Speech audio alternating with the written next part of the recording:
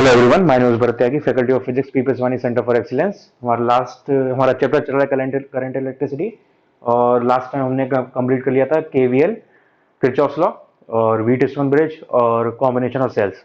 Combination of cells में जो हमारा पार्ट बचा हुआ था वो मैंने लास्ट टाइम आपको बता दिया था। अभी इस पे क्वेश्चंस हम लगाएंगे। क्वेश्चंस के लिए मैं अलग वीडियो बनाऊंगा। बाकी टॉपिक अभी कंप्लीट करते हैं। नेक्स्ट टॉपिक हमारे पास galvanometer, ammeter and voltmeter. तो एमीटर वोल्ट मीटर आप जानते हो क्या होता है। Ammeter is current measuring device, voltmeter is voltage measuring device.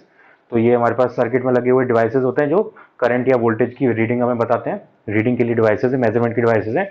और इनकी शुरुआत होती है, ये बनते हैं गैलोमीटर को यूज करके। तो गैलोमीटर एक डिवाइस का नाम है जिसको यूज करके हम एमीटर और वोल्ट मीटर बनाते हैं। अब गैलोमीटर क्या होता है?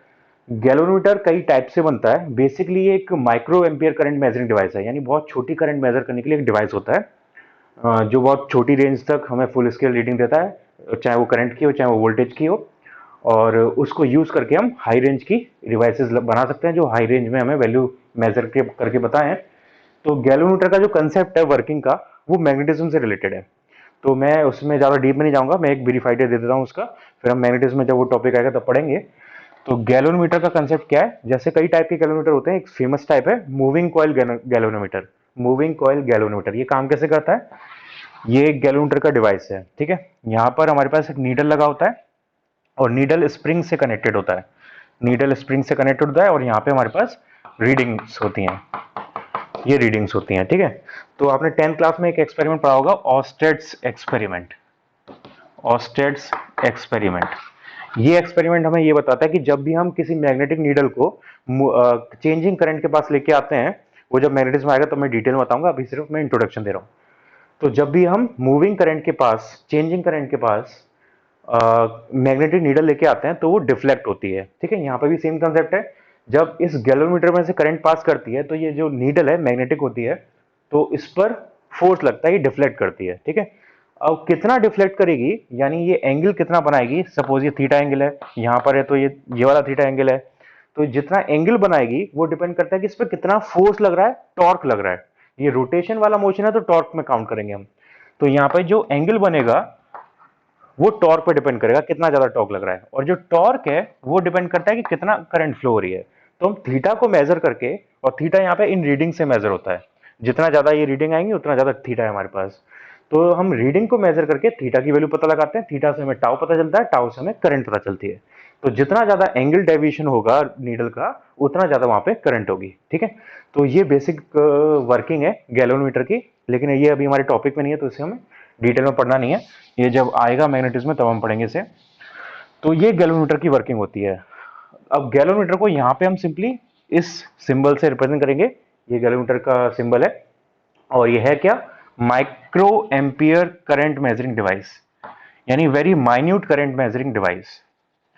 माइन्यूट करंट मेजरिंग डिवाइस,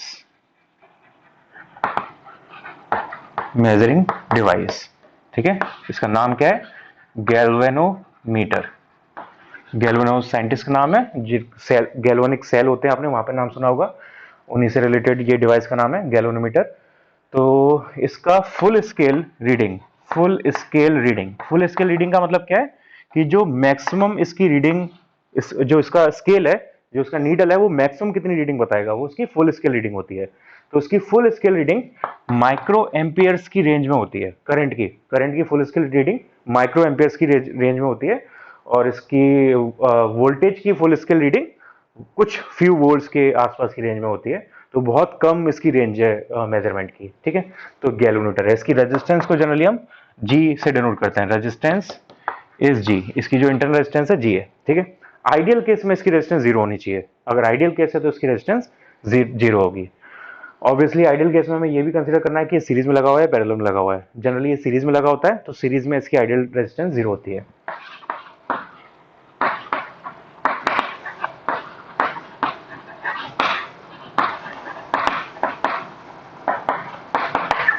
ठीक है, तो इनको आप फैक्ट्स की तरह पहले गैलोमीटर के बारे में लिख लो। अब हम एमीटर की बात करते हैं। तो ये मैंने गैलोमीटर की आपको बेसिक चीजें बताई। अब हम टॉपिक पे आते हैं, एमीटर। एमीटर क्या होता है? एमीटर, मैं यहाँ पे डेफिनेशन बोल रहा हूँ, आप नोट्स को किसी बुक में से देख के या जो मैं समझा रहा हूँ वहां से देख के आप सुन के लिख सकते हो। डेफिनेशन इसकी क्या होगी, ammeter is a device that measures current in a branch.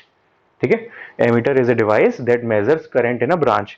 It can be of any range depending on the components and resistances used in the device. ठीक है, तो ये बनती है गैल्वेनोमीटर से। It is made up of using galvanometer. तो galvanometer को use करके हम डिवाइस बनाते हैं जो करंट मेजरिंग की हाई रेंज हमें प्रोवाइड कराती है, और उसको हम एमीटर बोलते हैं। और ये बनती कैसे है, हम गैल्वेनोमीटर में यहाँ पे एक सीरीज पैरेलल में गैल्वेनोमीटर के साथ एक लो रेजिस्टेंस ऐड करते हैं। तो गैल्वेनोमीटर ये हमारे पास, और इसके पैरेलल में हम एक वेरी लो रेजिस्टेंस ऐड करते हैं जिसको हम शंट रेजिस्टेंस बोलते हैं। शंट रेजिस्टेंस इसका नाम है जो हमने पैरेलल में ऐड की है। इसका सिंबल इसलिए यहाँ पे एस बन जाएगा, और ये बहुत लो होनी चाहिए, वेरी लो। क्यों लो होनी चाहिए, क्योंकि इसकी रेंज जो है, यानी ये मैक्सिमम कितना करंट हैंडल कर सकता है, फुल स्केल रीडिंग बहुत छोटी है। तो अगर इससे ज्यादा करंट आएगी तो ये काम नहीं करेगा, ये फ्यूज हो जाएगा, खराब हो जाएगा। तो हमें उतनी ही करंट यहाँ पे देनी है जितनी ये हैंडल कर सकता है। तो अगर आपको हाई रेंज का मेजरमेंट करना है तो यहाँ पे बहुत हाई करंट आएगी। अब हाई करंट यहाँ पे जा नहीं सकती, तो हमें सारी करंट को इस ब्रांच में डेबिट करना होगा, इस ब्रांच में हमें सारी करंट को डेबिट करना होगा। ठीक है, वो कब होगा, करंट की एक प्रॉपर्टी होती है कि वो लो रेजिस्टेंस के पास से मूव करना चाहती है अगर वोल्टेज कांस्टेंट है तो इस रेजिस्टेंस को हमें इतना ज्यादा लो करना पड़ेगा ताकि हमारी जो डिमांडिंग वैल्यू है करंट की, वो इसमें से पास करे। कितना लो करना है वो डिपेंड करता है कि आप मेजरमेंट कितने रेंज का करना चाहते हो। ठीक है, उसके हिसाब से आपको उसकी वैल्यू कम से कम लेनी होगी। तो अगर सपोज यहाँ पे करंट IG आ रही है और टोटल करंट की रेंज हमारे पास I है, तो यहाँ पे हमारे पास I माइनस IG, हमें इतनी रेजिस्टेंस लेनी होगी ताकि वो I माइनस IG को ब्रांच में से फ्लो करा सके। ठीक है, तो उसके लिए हमें वेरी लो रेजिस्टेंस लेनी होती है। वो डिपेंड करता है कितनी स्पेसिफिक होगी, वो डिपेंड करता है कि रेंज हमारी करंट की क्या है। तो ये जो सर्किट बनता है ये एमीटर है हमारे पास, ये सर्किट जो बना है हमारे पास वो एमीटर है। ठीक है, अब इसमें आप सारी कैलकुलेशन देख सकते हो, ज्यादा कुछ कॉम्प्लिकेटेड नहीं है। ये दोनों डिवाइसेस रेजिस्टेंस की तरह काम करेंगी, और ये दोनों डिवाइसेस पैरेलल में कनेक्टेड है। पैरेलल में क्या चीज सेम होती है हमें पता है, वोल्टेज। तो आप इन दोनों का वोल्टेज सेम कर सकते हो। इन दोनों का वोल्टेज सेम करोगे तो हमारे पास आएगा IG into G equals to I minus I G into S. तो यहां से एस इक्वल्स टू आ जाएगा IG into G divide by I minus I G. ठीक, तो ये शंट रेजिस्टेंस का यहाँ पे फॉर्मूला है। इंपॉर्टेंट चीज इसके बारे में कुछ, ideal resistance of ammeter has to be 0।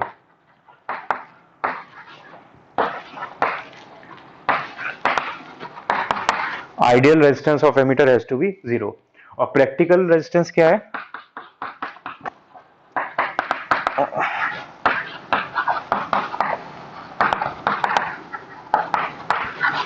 practically resistance of emitter is what, suppose मैं RA बोलता हूं इसे, तो ये क्या होगी, यहाँ पे दो रेजिस्टेंस हैं, G गैल्वेनोमीटर की रेजिस्टेंस, S शंट रेजिस्टेंस, दोनों पैरेलल में कनेक्टेड है। तो यहाँ पे एमीटर की रेजिस्टेंस आ जाएगी GS divided by G plus S। तो ये हमारे पास एमीटर की रेजिस्टेंस हो गई। ठीक, ओके, दो पॉइंट ये हो गए, एक पॉइंट और बचा। हाँ, एक इंपॉर्टेंट पॉइंट और इसके बारे में, इसको नोट कर लो।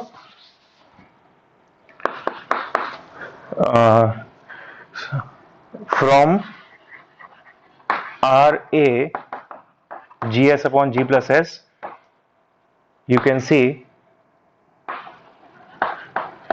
RA is very small. RA is very small. RA is very small क्यों, क्योंकि पैरेलल हमेशा रेजिस्टेंस को कम करता है, पैरेलल कॉम्बिनेशन। और क्योंकि शंट रेजिस्टेंस मैंने बोला हुआ है वेरी लो लेनी है, तो उनकी जो नेट रेजिस्टेंस आएगी वो शंट रेजिस्टेंस से भी कम आएगी, और वो ऑलरेडी बहुत कम है। इसका मतलब रेजिस्टेंस ऑफ एमीटर बहुत छोटी वैल्यू आएगी। आइडियली तो 0 होनी चाहिए, जैसे मैंने यहाँ पे लिखवाया हुआ है। तो इसका मतलब इसको हमें सीरीज में ऐड करना होगा। Hence it has to be connected in series, has to be connected in series. तो जहां पे आपको इस सिंबल्स को, इस पूरे अरेंजमेंट को हम ऐसे ड्रॉ करके दिखा सकते हैं। ये एमीटर है हमारे पास, और इसको हमेशा सीरीज में कनेक्ट करेंगे जिसमें भी हम करंट मेजर करना चाहते हैं जिस ब्रांच में। तो सपोज हमें इस रेजिस्टेंस की करंट मेजर करनी है, तो उसके साथ हम सीरीज में इसको ऐड करेंगे हमेशा। ठीक है, ये मैंने वहां पे पॉइंट में लिखा हुआ है। क्यों ऐसा है? क्योंकि सीरीज में करंट सेम होती है, तो करंट को मेजर करना चाहते हैं आपको सीरीज में कनेक्ट करना पड़ेगा, क्योंकि करंट सीरीज में सेम होती है। और दूसरा, इसकी रेजिस्टेंस बहुत कम है, तो आप इसे अगर पैरेलल में कनेक्ट करोगे तो सारी करंट इसमें से एमीटर में से पास कर जाएगी, इसमें से करंट नहीं जाएगी, तो आपको बिल्कुल गलत मेजरमेंट वहां पे प्रोवाइड होगा, गलत मेजरमेंट मिलेगा। इसलिए हम इसको सीरीज में ऐड करते हैं। ठीक है, लो रेजिस्टेंस है और क्योंकि सीरीज में करंट सेम होती है, इस वजह से हमें इसको यहाँ पे करना पड़ेगा। अब आइडियल केस में तो ये बिल्कुल एग्जैक्ट रीडिंग बताएगी, ये मैं इंपॉर्टेंट पॉइंट बता रहा हूँ। इन आइडियल केस बिल्कुल एग्जैक्ट रीडिंग मिलेगी हमें करंट की, क्योंकि एमीटर की रेजिस्टेंस जीरो होगी। लेकिन ऑब्वियसली प्रैक्टिकल केस में एमीटर की रेजिस्टेंस जीरो नहीं हो सकती, कुछ ना कुछ वैल्यू वहां पे होगी, तो हमें मैक्सिमम करंट से थोड़ी सी कम रीडिंग हमेशा मिलेगी, थोड़ा सा एरर रहेगा। तो हमारी जो रीडिंग आएगी वो एक्चुअल करंट की वैल्यू से थोड़ा सा हमेशा कम वैल्यू बताएगी। ठीक है, क्योंकि वो उसकी खुद की रेजिस्टेंस की वजह से वहां पे थोड़ा सा ड्रॉप आ जाएगा। ओके, तो आप उसको फोर्थ पॉइंट में यहाँ पे ऐड कर सकते हो, the actual reading of ammeter will be always slightly lesser than the actual current. ठीक है, तो और वो क्यों है? क्योंकि आइडियली एमीटर की रेजिस्टेंस जीरो होनी चाहिए, लेकिन प्रैक्टिकली होती नहीं है। तो ये हो गया ammeter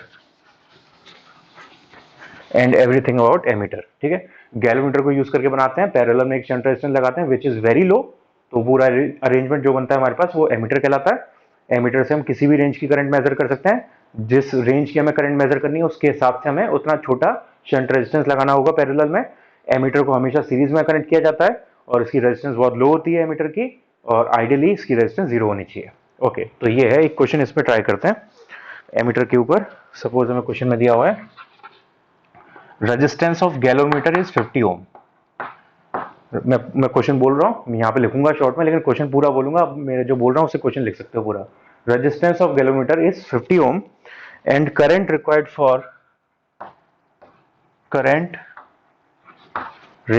for full scale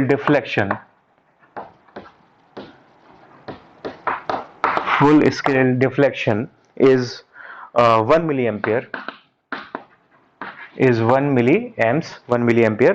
Find resistances R1, R2 and R3. Find resistances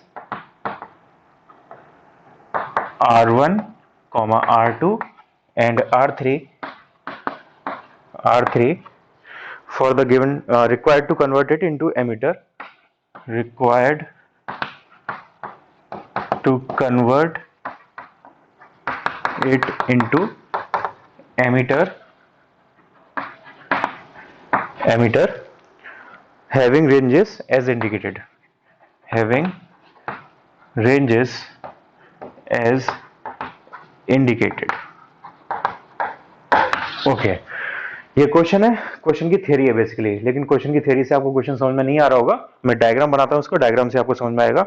diagram हमें दिया हुआ है, इसमें एक गैलोरीमीटर है और यहाँ पे 3 रेजिस्टेंसेस इस टाइप से दी हुई हैं हमें। ओके, ये कुछ टर्मिनल्स दिए हैं इन रेजिस्टेंसेस के रेस्पेक्ट में। ओके, ये टर्मिनल है सपोज ए, ये बी सी डी, और ये रेजिस्टेंसेस है R1, R2, R3, और इसकी खुद की रेजिस्टेंस है G, जो कि 50 ओम इसकी वैल्यू दी हुई है हमें। और जो ये मैक्सिमम फुल स्केल डिफ्लेक्शन, ये जो फुल स्केल डिफ्लेक्शन के लिए करंट रिक्वायर्ड है जी को, वो 1 मिली एम्पियर है। यानी गैलोमीटर में जो मैक्सिमम करंट जा सकती है, मैक्सिमम करंट वो हैंडल कर सकता है, वो 1 मिली एम्पियर है। तो यहाँ पे IG की वैल्यू हमें 1 मिली एम्पियर दी हुई है। IG वो करंट होती है जो गैलोमीटर में मैक्सिमम पॉसिबल है। ओके, तो ये अरेंजमेंट है। अब यहाँ पे इन रेजिस्टेंसेस का मतलब क्या है वो देखते हैं। ये रेजिस्टेंसेस है 10 शो कर रही है, 10, 1 और 0.1, 10 ampere, 1 ampere and 0.1 ampere, 10 ampere, 1 ampere and 0.1 ampere. ठीक, तो इसका मतलब क्या है कि अगर आप ए और बी टर्मिनल, ये दो टर्मिनल लोगे, दो टर्मिनल्स और ये बाकी सब एक साथ आ जाएगा, तो हमें 10 एम्पियर रेंज की हमें एमीटर मिलेगा। अगर आप ए और सी लोगे तो हमें 1 एम्पियर रेंज का एमीटर मिलेगा, और आप अगर ए और डी लोगे तो हमें 0.1 एम्पियर रेंज का एमीटर मिलेगा। तो ये यहाँ पे डायग्राम शो कर रहा है। अब इसके अकॉर्डिंग हमें R1, R2, R3 की वैल्यू निकालनी है। तो थोड़ा सा कॉम्प्लिकेटेड क्वेश्चन लिया है मैंने स्टार्टिंग में ही, ताकि वो पूरा कंपाउंड इसका फंडा समझ में आ जाए, एमीटर में सारी चीजें कैसे कैलकुलेट करी जाती हैं। ओके, तो एक एक करके हमें डिफरेंट डिफरेंट रेंज की बात करनी होगी। सबसे पहले हम सबसे छोटी रेंज से स्टार्ट करते हैं। तो सबसे छोटी रेंज यानी 0.1 एम्पियर, तो उसके लिए हमें टर्मिनल लेना पड़ेगा ए से लेके डी तक, तो बी और सी का कोई मतलब नहीं होगा। तो हमारे पास उसके लिए सर्किट बन जाएगा ऐसा, मैं लिख देता हूं यहाँ पे फन for range 0.1 ampere. For range 0.1 ampere circuit हमारे पास होगा इस टाइप का, ये G और ये R1 R2 R3 और ये टर्मिनल D और ये टर्मिनल A। तो हमें सिर्फ A और D टर्मिनल की जरूरत है, क्योंकि इस यहाँ पे बोला हुआ है, यहाँ पे ये टर्मिनल लोगे आप तब 0.1 एम्पियर हमें रेंज मिलेगी। ठीक, तो हमें ये इन दोनों टर्मिनल की कोई वैल्यू की जरूरत नहीं पड़ेगी। तो ये हो जाएगा R1 R2 R3।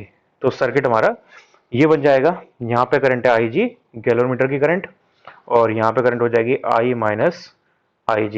यहाँ पे I का मतलब क्या है, टोटल करंट रेंज, और IG का मतलब गैलोमीटर की करंट। ओके, तो I कितना दिया हुआ है क्वेश्चन में, I ये है 0.1 एम्पियर, I है 0.1 एम्पियर, जो मैक्सिमम करंट ये मेजर कर सकता है। और IG हमें क्वेश्चन में दिया था, कैपिटल G हमें क्वेश्चन में दिया है, R1 R2 R3 हमें क्वेश्चन में नहीं दिया है, तो उनको हमें निकालना है। ओके, तो मैं यहाँ पे सॉल्व करता हूँ इसे। ये क्या हो जाएगा हमारे पास, इसको बैलेंस करोगे तो IG into G equals to I minus IG into R1 plus R2 plus R3, R1 plus R2 plus R3। ठीक, मैं आपको कैलकुलेशन यहाँ से समझा दे रहा हूँ, फिर आपको करना उसे अपने आप ही है। चलो इसको मैं कर देता हूँ, यहाँ से सॉल्व करोगे इसे तो ये आ जाएगा IG, इसको इधर लेके आ जाओ तो कॉमन लेके G plus R1 plus R2 plus R3, IG इधर आ गया, equals to I R1 plus R2 plus R3, R1 plus R2 plus R3 minus IG R1 plus R2 plus R3, ये इधर आ गया, IG ये हो गया। ओके, ठीक है, आगे सॉल्व करते हैं। इस क्वेश्चन को रफ करता हूँ। G की वैल्यू 50 है और G की वैल्यू दी हमें 50 ओम, IG की वैल्यू है 1 मिली एम्पियर। ओके, तो यहां से R1 plus R2 plus R3 ये हमें निकालना था। हाँ, तो अच्छा ये करने की जरूरत नहीं है, फिर हमें R1 plus R2 plus R3 चाहिए, क्योंकि बाकी सब तो दिया हुआ है। तो R1 plus R2 plus R3 यहाँ से आ जाएगा IG into G divided by I minus IG। तो IG की वैल्यू क्वेश्चन में दिया 10 to the power minus 3 ampere, capital G की वैल्यू है 50, और ये हो गया I की वैल्यू है 0.1 एम्पियर माइनस IG की वैल्यू है 10 to the power minus 3। Okay, तो इसको सॉल्व कर लो बस। इसको सॉल्व करने के बाद आएगा अपने पास 50 divided by 10 to the power minus 3 को नीचे लेके आते हैं, तो ये हो जाएगा 0.1 10 to the power minus 3 minus 10 to the power minus 3 10 to the power minus 3। ठीक है, तो इससे तो ये कट के 1 आ गया, और इसको ऊपर लेके आएंगे तो ये 10 टू द पावर 2 हो जाएगा माइनस 1। 10 टू द पावर 2 का मतलब 100, 100 माइनस 1 इज 99, तो ये आ गया 50/99 ओम। ये आ गया R1 plus R2 plus R3। ठीक है, इक्वेशन नंबर 1। तो हमने फर्स्ट रेंज के लिए ये इक्वेशन बना ली। अब ऐसे सिमिलरली हम सेकंड और थर्ड रेंज के लिए करेंगे। तो अब मैं इसके बाद, मैंने यहाँ पे पूरा सॉल्व किया था, लेकिन अब मैं इसके बाद सिर्फ इक्वेशंस लिखूंगा और आप उसे सॉल्व करना, आंसर निकालना क्या रहा है। ओके, अब सेकंड रेंज के लिए देखते हैं। For range 1 ampere, for range 1 ampere, तो 1 एम्पियर का मतलब हमें ए से लेके सी तक का टर्मिनल लेना है, बाकी सब एक साइड और ये एक साइड आ जाएगा। तो सर्किट बन जाएगा इस केस में, ये गैलोमीटर और ये R3 अब इसके साथ आ जाएगा यहाँ पे, क्योंकि इसका इस टर्मिनल का कोई मतलब नहीं है, इसको यहाँ से हटा देंगे तो R3 इसके साथ आ गया, और नीचे R1 R2 ये बचा। हमें टर्मिनल चाहिए A और C, जहाँ पे हमें रेंज मिलेगी 1 एम्पियर। ठीक है, ये R1 ये R2, तो ये है IG करंट और ये है फिर से I माइनस IG। लेकिन इस केस में I की वैल्यू क्या होगी, I की वैल्यू यहाँ पे हो जाएगी अब फुल रेंज 1 एम्पियर के बराबर। IG सेम रहेगा, G सेम रहेगा, बाकी सब कुछ सेम रहेगा, R1 R2 R3 सेम रहेगा, जो भी वैल्यू उसकी आएगी। तो अब इसे आगे सॉल्व करते हैं। ओके, तो यहाँ पे वोल्टेज इक्वल करोगे तो हमारे पास आएगा IG और ये G plus R3 equals to I minus IG, और ये हो गया क्या R1 plus R2। R1 plus R2, ठीक है। यहाँ से आई जी कॉमन ले लो तो हमारे पास बचेगा G plus R1 plus R2 plus R3 और I R1 प्लस R2। तो यहाँ से R1 प्लस R2 आ जाएगा आई जी G plus R1 plus R2 plus R3 divided by what, क्या बचा, सही किया मैंने, आई जी मल्टीप्लाई किया, इसको उधर लेके आ गए, ये आई R1 R2 हो गया, ठीक है। सिर्फ बचेगा आई। ओके, इसके बाद हमें जी की वैल्यू पता है, R1 R2 R3 की वैल्यू हमने पीछे अभी निकाली हुई है 50/99 और आई की वैल्यू हमें 1 एम्पियर इस केस के लिए दी हुई है। तो यहाँ से सॉल्व करोगे तो हमारे पास R1 प्लस R2 आ जाएगा। तो इसको सॉल्व करके अपने आप निकालो क्या आंसर आ रहा है। मैं डायरेक्ट आंसर लिख देता हूँ इसका। R1 प्लस R2 का यहाँ से सॉल्व करके आंसर आएगा 5/99 ओम। ये आपको खुद सॉल्व करना है, मैंने यहाँ पे डायरेक्ट आंसर लिख दिया है, equation number 2।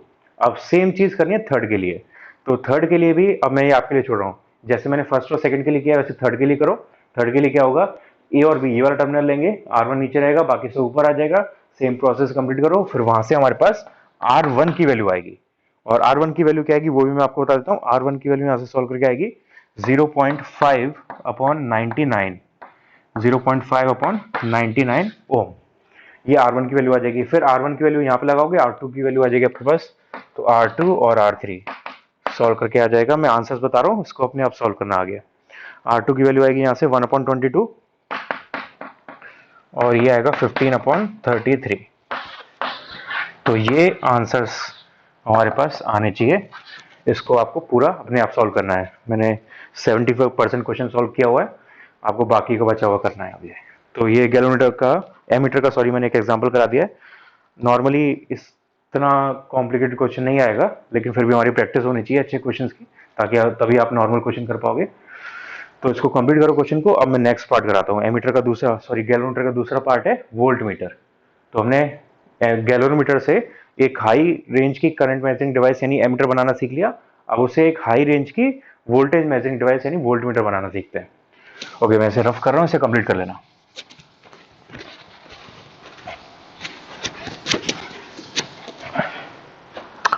Okay, next topic है हमारे पास इसमें वोल्ट मीटर। ओके, तो first question, how do we make a voltmeter. तो एमीटर का सब कुछ यहाँ पे रिवर्स कर देना है। How does an ammeter is made. तो एमीटर के लिए हम क्या करते हैं, for an ammeter we add a shunt resistance parallel very low resistance to the galvanometer, the arrangement becomes an ammeter, ठीक है। अब यहाँ पे हम उसको सीरीज में ऐड करेंगे, रेजिस्टेंस को सीरीज में ऐड करेंगे और वेरी लो की जगह वेरी हाई ऐड करेंगे, सब कुछ अपोजिट करते जाएंगे। तो एक गैलोमीटर के साथ अगर एक वेरी हाई रेजिस्टेंस को ऐड करते हैं सीरीज में, तो वो अरेंजमेंट हमारे पास एक वोल्ट मीटर अरेंजमेंट बन जाता है। ये एक वोल्ट मीटर अरेंजमेंट है। तो आप इसी चीज को वर्ड्स में लिख दोगे, ये इसकी डेफिनेशन हो जाएगी। तो ये ए टर्मिनल, ये बी टर्मिनल, और इसका जो टोटल वोल्टेज होगा ए से बी तक का वी ए बी, वो हमारा वोल्ट मीटर की रेंज होगी वी, ठीक है। और उसका सीरीज में वोल्टेज डिवाइड होता है जैसे हमें पता है, उसका यहाँ पे जो वोल्टेज आएगा उसको वीजी बोल देंगे, गैलोमीटर का वोल्टेज ड्रॉप, और इसका जो बचेगा वो वी माइनस वीजी हो जाएगा। ऑब्वियसली दोनों में सेम क्या होगा, करंट। तो आई जी करंट मान लेते हैं क्योंकि गैलोमीटर की करंट है, और क्योंकि सीरीज में तो करंट सेम रहेगी। तो ये हमारे पास अरेंजमेंट आ जाएगा। और ये जो हमने रेजिस्टेंस ऐड किया ये हाई रेजिस्टेंस होनी चाहिए। एमीटर में लो रेजिस्टेंस होता है, यहाँ पे हाई रेजिस्टेंस होना चाहिए, ठीक है। ये हमारा वोल्ट मीटर अरेंजमेंट है। अब इसके पॉइंट्स देखते हैं। इस वोल्ट मीटर की नेट रेजिस्टेंस क्या आएगी, resistance of voltmeter R V is equals to R plus G, क्योंकि सीरीज में कनेक्शन है, आर प्लस जी इसकी रेजिस्टेंस हो गई। It is always connected in parallel, always connected in parallel. Ammeter कहां कनेक्ट होता था, सीरीज में। वोल्ट मीटर कहां कनेक्ट होता है, पैरेलल में।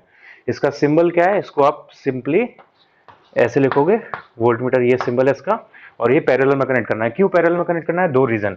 एक तो पैरेलल में वोल्टेज सेम होता है, तो वोल्टेज मेजर करना है तो हम पैरेलल में ऐड करेंगे वोल्ट मीटर को, क्योंकि सेम वोल्टेज होना चाहिए। क्यों? और दूसरा रीजन, इसका वोल्टेज, इसका सॉरी रेजिस्टेंस बहुत हाई आ रहा है। इसका रेजिस्टेंस जो है आर प्लस जी बहुत हाई होगा। क्यों हाई होगा? क्योंकि आर की वैल्यू बहुत हाई है, तो इन दोनों को ऐड करोगे तो वैल्यू और ज्यादा बड़ी हो जाएगी।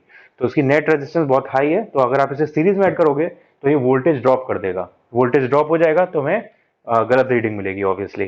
तो इसे हम पैरेलल में ऐड करेंगे, तो पैरेलल में ऐड करने से फायदा क्या होगा, क्योंकि इसकी रेजिस्टेंस बहुत हाई है तो इसमें से कम करंट पास होगी और ये बहुत ज्यादा एक्यूरेट वैल्यू दे पाएगा हमें, इसमें एरर कम हो जाएगा। ऑब्वियसली आइडियल केस में क्या होना चाहिए, इसकी रेजिस्टेंस इन्फिनिट होनी चाहिए। एमीटर की होती थी 0, इसकी होनी चाहिए इन्फिनिट, ताकि इसमें से कोई करंट पास ना करे। इन्फिनिट रेजिस्टेंस का मतलब होता है ओपन सर्किट, वहां से कोई करंट पास नहीं करेगी। जितना इसमें से करंट पास करेगी उतना ये हमें एरर देगा रीडिंग में। तो हम चाहते हैं कि इसमें से कम करंट पास करे। एमीटर में उल्टा होता था, एमीटर में हम चाहते थे सारी करंट उसमें से पास करे, कोई भी करंट का लॉस ना हो वहां पे। तो वहां पे हम रेजिस्टेंस चाहते थे 0, क्योंकि फुल करंट के लिए रेजिस्टेंस होनी चाहिए 0 और 0 करंट के लिए रेजिस्टेंस होनी चाहिए इन्फिनिटी। तो पूरा इसका रिवर्स कंसेप्ट है। It is always connected in parallel. तो सपोज हमें इस रेजिस्टेंस का वोल्टेज मेजर करना है, तो हम इसके पैरेलल में यहाँ पे इसको ऐड करेंगे वोल्ट मीटर को। ये इस टाइप का अरेंजमेंट होता है। और why is that? Because resistance of voltmeter is very high, very high. ठीक है। Third point, ideally resistance of voltmeter should be infinity। ठीक है, आइडियली इन्फिनिटी होनी चाहिए, लेकिन ऑब्वियसली वो नहीं होता, इसलिए इसकी रीडिंग जो हमेशा वो बिल्कुल एक्यूरेट नहीं आएगी। थोड़ा सा उसमें थोड़ा सा एरर रहेगा। और वो जितना जितना वो मतलब अपने उसका जो हमने रेजिस्टेंस लेना है वो डिपेंड करता है कि हम वोल्टेज की रेंज क्या लेने वाले हैं। तो जितना वो अपनी एक्यूरेट वैल्यू से, हाई वैल्यू से पीछे की तरफ जाएगी, जितना वो कम होगी रेजिस्टेंस उसकी, उतना ज्यादा वो वहां पे एरर देगी रीडिंग में।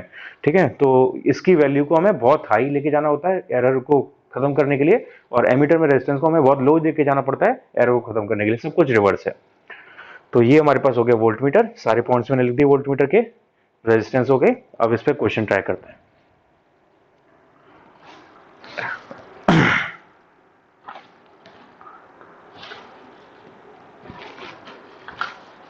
Okay, question.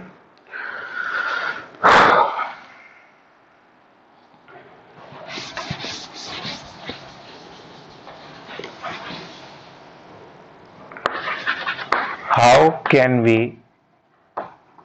make a voltmeter? How can we make a voltmeter of range 10 volt,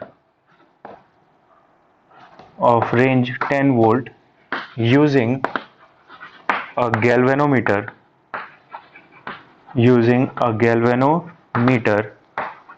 of resistance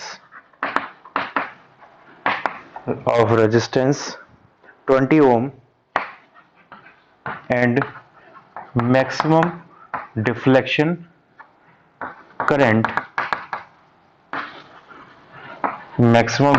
current of 1 milliampere, 1 milliamps। ये क्वेश्चन है। 10 वोल्ट की रेंज का हमें, ओके एक सेकेंड, हमने इसका पॉइंट्स तो लिख लिए थे वोल्ट मीटर के, लेकिन इसके फॉर्मूले नहीं बनाए हमने। फॉर्मूले बनाना वैसे ही बहुत ईजी है। जैसे हमने एमीटर के लिए वोल्टेज सेम किया था पैरेलल में, वोल्ट मीटर के लिए हम करंट सेम कर देंगे। तो I galvanometer equals to I resistance हो जाएगा। आई गैलोमीटर का मतलब क्या हुआ, वोल्ट वी अपॉन आर। तो वोल्टेज गैलोमीटर का वीजी है और इसकी रेजिस्टेंस है जी।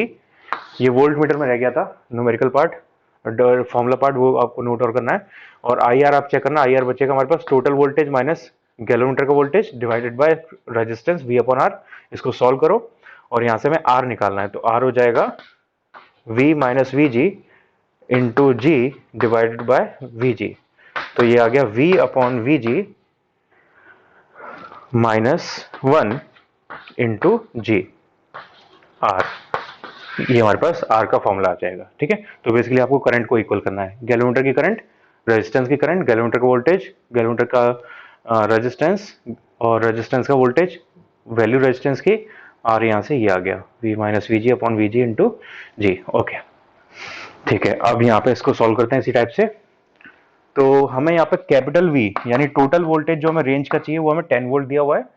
गैलोमीटर की रेजिस्टेंस हमें दी हुई है 20 ओम और गैलोमीटर की करंट दी हुई है हमें 1 मिली एम्पियर यानी 10⁻³ एम्पियर। ठीक, तो यहां से हम निकाल सकते हैं कि हमारा Vg कितना आना चाहिए, हमें Vg की जरूरत पड़ती है।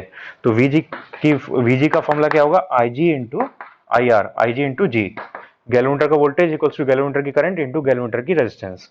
तो ये हमें दिया 10⁻³, जी की वैल्यू दिया हमें 50 नहीं सॉरी 20, तो ये हो गया 2 into 10⁻² Vg।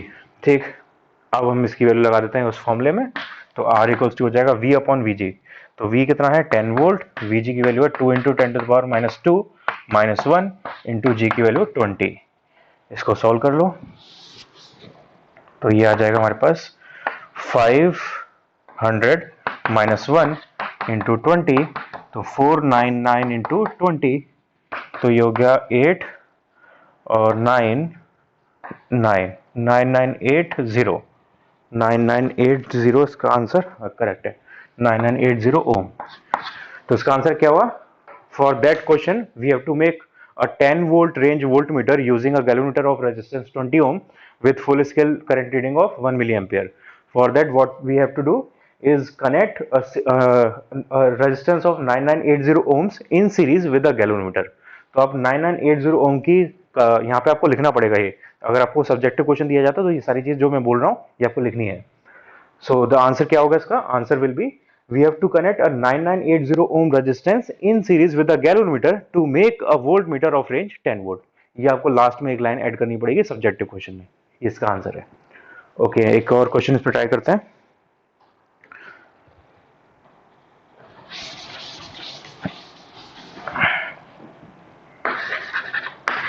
Next question is a galvanometer has an internal resistance of 50 ohm, has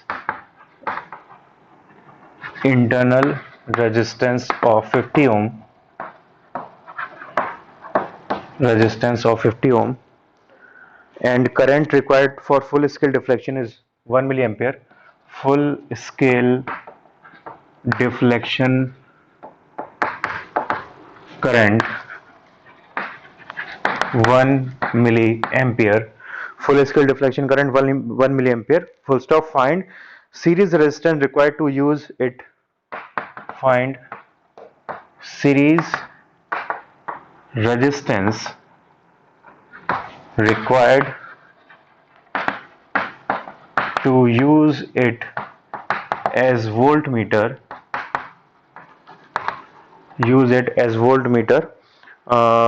with different ranges as shown, with different ranges as shown। Okay, तो इसमें भी जैसे मैंने एमीटर का एक थोड़ा कंपाउंड क्वेश्चन कराया था वैसे ये क्वेश्चन है, इसमें भी डायग्राम दिया है आपको, इससे समझ में नहीं आएगा, डायग्राम से समझ में आएगा क्या दिया हुआ यहाँ पे। ये गैल्वेनोमीटर है, एक रेजिस्टेंस यहाँ पर और ऐसे 3 रेजिस्टेंस हमें दी हुई हैं, R1 R2 R3, और ये टर्मिनल्स दिए हैं A B C D। ये है R1 R2 R3, ओके, और यहाँ पे ये सारी वैल्यूज हैं और ये रेंज दी है उसकी 1 10 100। 1 वोल्ट यहाँ के लिए मिलेगा, 10 वोल्ट रेंज यहाँ के लिए मिलेगा और 100 वोल्ट रेंज यहाँ के लिए मिलेगा। तो इसमें इसका मतलब क्या है कि जब आप R1 रेजिस्टेंस यहाँ पे लगाओगे, गैल्वेनोमीटर के साथ ऐड करोगे R1 वाली रेजिस्टेंस, तो एक वोल्ट मीटर में कन्वर्ट हो जाएगा जो कि 1 वोल्ट की रेंज का होगा। लेकिन जब आप इसे R2 से कनेक्ट करोगे, मतलब R1 R2 C टर्मिनल तक कनेक्ट करोगे तो हमें 10 वोल्ट की रेंज का वोल्ट मीटर देगा, और अगर R3 तक कनेक्ट करेंगे तो हमें 100 वोल्ट की रेंज तक का वोल्ट मीटर देगा। तो हमें तीनों के केस अलग अलग निकाल के, जैसे हमने वो एमीटर वाले क्वेश्चन में किया था, और यहाँ पे हमें R1 R2 R3 की वैल्यू निकालनी है, वो हमारा आंसर होगा। तो इसका ट्राई करते हैं, वैसे सेम हमें करना होगा, पहले ए रेंज के लिए, फिर दूसरी रेंज के लिए, फिर तीसरी रेंज के लिए। तो मैं 2 रेंज के लिए मैं कर देता हूँ और कंप्लीट आप करना है इसे। तो first part, for range 1 volt, तो 1 वोल्ट की रेंज के लिए हमें क्या टर्मिनल चाहिए, ए से बी तक टर्मिनल चाहिए। तो हमारा जो वोल्ट मीटर पार्ट वाला पार्ट है वो इतना रह जाएगा, ए बी, इतना पार्ट रह जाएगा हमारा वोल्ट मीटर वाला। ये आगे वाली रेजिस्टेंस है, लेकिन हमें इससे कोई मतलब नहीं है क्योंकि हमारा वोल्ट मीटर यहाँ पे खत्म हो गया, तो इसमें आगे वाली रेजिस्टेंस का कोई काम नहीं रहेगा। एमीटर में जब हमने किया था तो जो बाकी रेजिस्टेंस बची थी उनका रोल था वहां पे, इसमें इसका रोल नहीं आएगा क्योंकि ये वोल्ट मीटर के बाहर आ गई अब। ठीक, तो जी और ये R1, ये हमारे पास सर्किट बन जाएगा। इसकी रेंज होगी 1 वोल्ट, तो V की वैल्यू दी हमें 1 वोल्ट। अब हमें निकालना क्या है, R1 की वैल्यू निकालनी है, R1 की वैल्यू देखनी है यहाँ पे।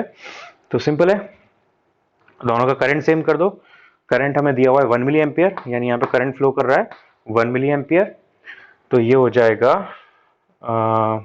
1 milliampere equals to R1 divided by, sorry R1 नहीं, I equals to V upon R। तो V होगा यहाँ पे V minus V G, V minus V G divide by R1। तो 1 मिली एम्पियर का मतलब 10 to the power minus 3 ampere. Total voltage हो गया 1, और VG की वैल्यू क्या होगी नहीं पता हमें, VG की वैल्यू यहाँ से निकाल लेते हैं। VG की वैल्यू हो जाएगी IG इंटू RG यानी G डिवाइडेड बाय R1। तो इसको आगे फर्दर सॉल्व करो, तो यहाँ से R1 इक्वल्स टू, ऊपर लिखता हूँ, R1 इक्वल्स टू आ जाएगा 1 माइनस IG की value 10 to the power minus 3, 1 milliampere 10 to the minus 3, और G की value 50 divided by 10 to the power minus 3। तो वो ऊपर आपके हो जाएगा 10 टू द पावर प्लस 3, तो 10 टू द पावर 3 माइनस 50 ये बचेगा। तो ये हो गया 1000 माइनस 50, 1000 माइनस 50। तो यहाँ से आंसर क्या आ गया हमारे पास 9950, 9950 ओम। ओके, तो इसका मतलब क्या हुआ कि R1 की वैल्यू निकाल दी बेसिकली हमने। G में अगर आप सीरीज में 9950 ओम ऐड करोगे तो हमारे पास वो वोल्ट मीटर बनेगा 1 वोल्ट की रेंज का। अब ऐसे ही हमें R2 R3 और निकालना है, तो R2 और मैं आपको बता देता हूँ, फिर R3 का आप सॉल्व करना। तो R2 के लिए हमें A और C टर्मिनल लेना पड़ेगा। R2 का मतलब 10 वोल्ट के लिए, तो G R1 R2 ये A ये C, तो हमें ये रेंज देगा 10 वोल्ट की।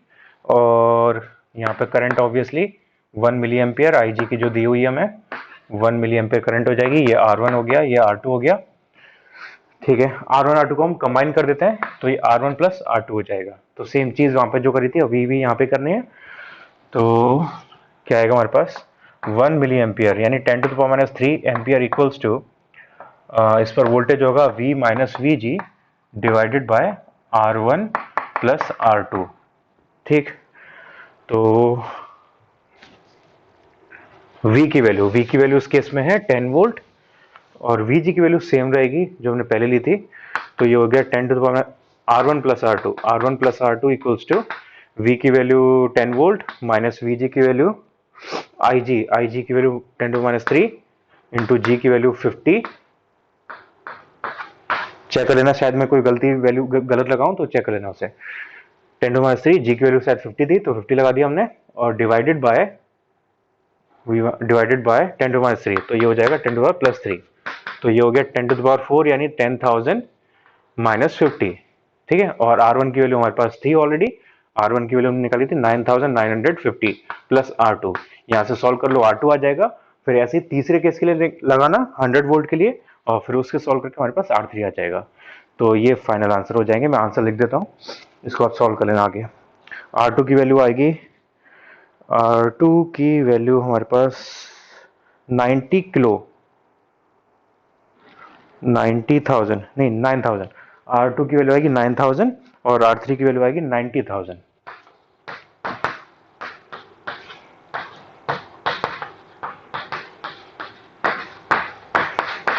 ओके, आगे सॉल्व करना है इसे फर्दर, और ये वैल्यूज प्रूव करना, ये हमारे आंसर में आनी चाहिए। ओके, ये हमारा वोल्ट मीटर भी फिनिश हो गया।